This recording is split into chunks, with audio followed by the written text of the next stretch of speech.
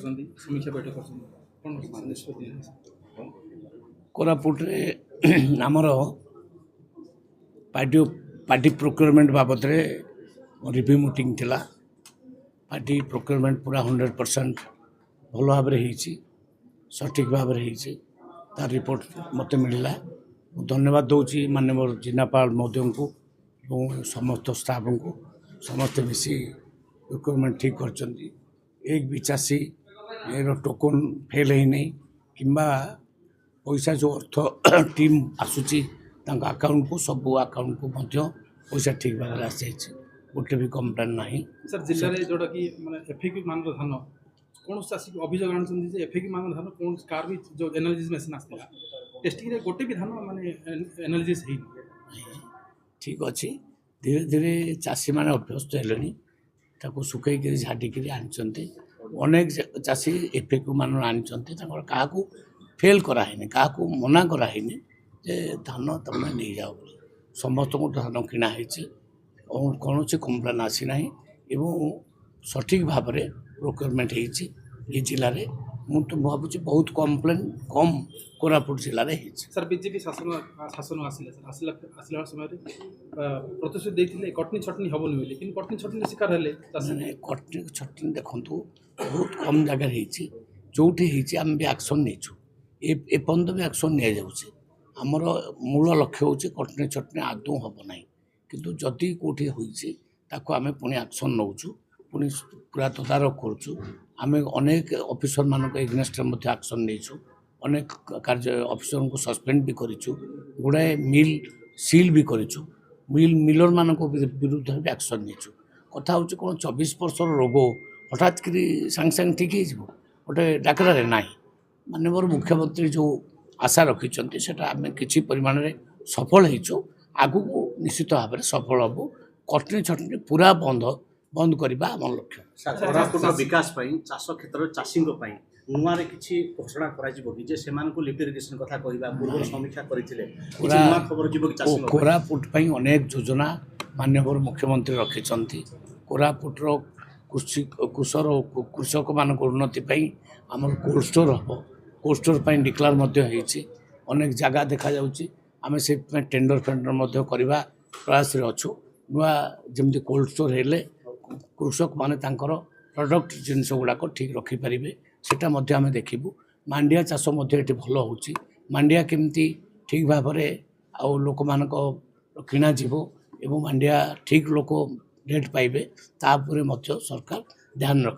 रायगड़ा महुल अधिक मात्रा संग्रह करा क्षेत्र में आज भी जेहेतु आदान प्रदान भितर लुण देखिए महुल नौ नहीं लुण नौ व्यवसायी मैंने चाषी को ये हैरान कर जंगल जातीय द्रव्य को ग्रहण कर सरकार एवं महुल अधिक संग्रह कर क्षेत्र में कौन निष्पत्ति नेब राज्य सरकार कह देखिए से बाबद से डिपार्टमेंटा मो डिपार्टमेंट आसुना से डिपार्टमेंट ऑफिसर माने डिपार्टमेंट मिनिस्टर सहित आलोचना बाबद करवा लिखित आकार कंप्लेन कोर्ट आसू आसला आम संपृक्त मिनिस्टर सहित आम आलोचना जो state Odisha state federation of India जो ओडिशा स्टेट फेडरेशन जो किणी मेसीन एनालाइसिस मेसीन से मेसीन ना सर चंचकता कर किणा बोली चाषी अभियोग कौन कह। अच्छा जदि सेमती अभियोग अच्छी रिटिन आकार दिंतु आम ताको पुणी ये करवा परीक्षा करवा जदि जो चंचकता हो दुर्नीति होती निश्चित भाव में आम देखा एक्शन नि जिले में भी अनेक अयोग्य हिताधिकारी अच्छा कौन कार्यानुष्ठान नि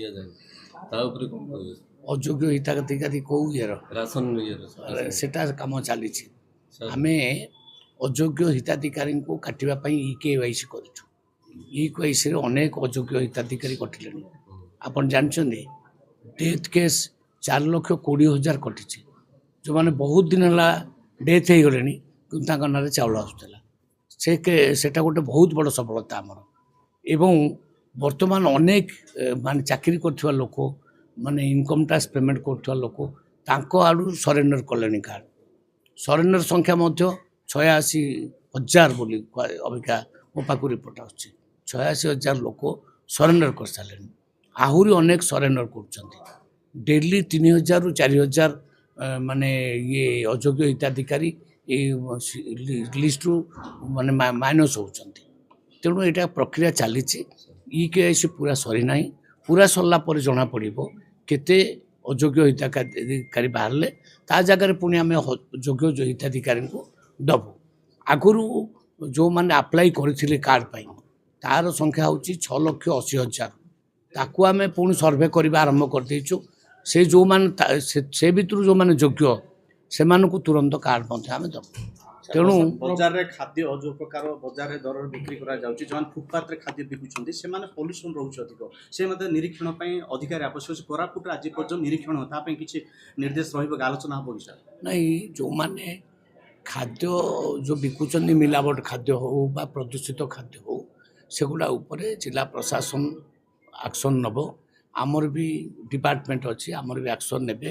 ସେଟା ଆମେ ଇଏ କରିବୁ, କିନ୍ତୁ ଆମକୁ ଆମ ଦୃଷ୍ଟିକୁ ଆସିଲେ ସେଟା ଆମେ ଇଏ କରିବୁ। ଯେହେତୁ ଆମେ ସ୍ଥାୟୀ ନିଯୁକ୍ତି ଦିଆଯାଏନି, ଜଣେ ଦାୟିତ୍ୱରେ ଅଛି ନବରଙ୍ଗପୁର ମାଲକାନଗିରିର ଦାୟିତ୍ୱର ଅଧିକାରୀ ଅଛନ୍ତି, ଆଜି ପର୍ଯ୍ୟନ୍ତ ଆସୁନାହାନ୍ତି। ବାରମ୍ବାର ଜିଲ୍ଲା ପ୍ରଶାସନ CDMO ପକ୍ଷରୁ କଥା ଯାଉଛି, ସିଏ ଠେଲି ଦେଉଛନ୍ତି ରାଜ୍ୟ ସରକାରରୁ।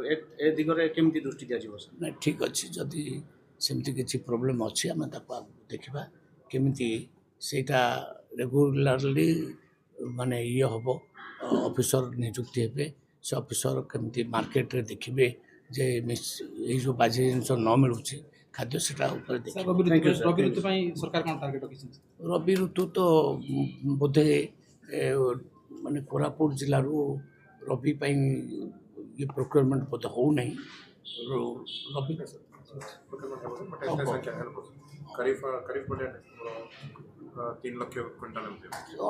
ଅଳ୍ପ ପ୍ରୋକ୍ୟୁରମେଣ୍ଟ ହେବ, ସେଥିପାଇଁ ପ୍ରସ୍ତୁତି ଚାଲିଛି। ଅଳ୍ପ ପ୍ରୋକ୍ୟୁରମେଣ୍ଟ ହେବ।